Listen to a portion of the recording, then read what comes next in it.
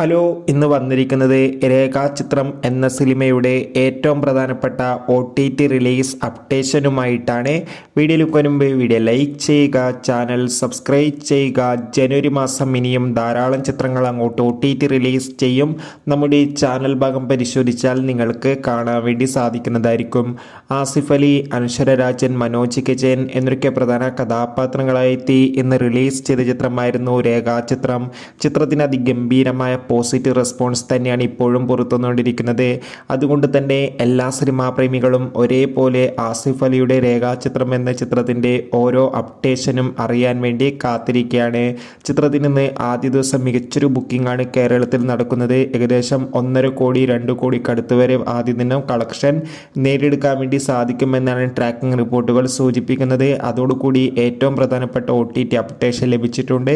ചിത്രത്തിൻ്റെ OTT അവകാശങ്ങൾ മിക്കവാറും ഡിസ്നി പ്ലസ് ഹോട്ട്സ്റ്റാറും സാറ്റലൈറ്റ് അവകാശങ്ങൾ ഏഷ്യാനെറ്റും സ്വന്തമാക്കുമെന്നാണ് റിപ്പോർട്ടുകൾ സൂചിപ്പിക്കുന്നത്. ചിത്രം തിയേറ്ററുകളിൽ നിന്ന് തന്നെ കാണാൻ വേണ്ടി ശ്രമിക്കുക. ചിത്രം കണ്ടവരുടെ അഭിപ്രായം രേഖ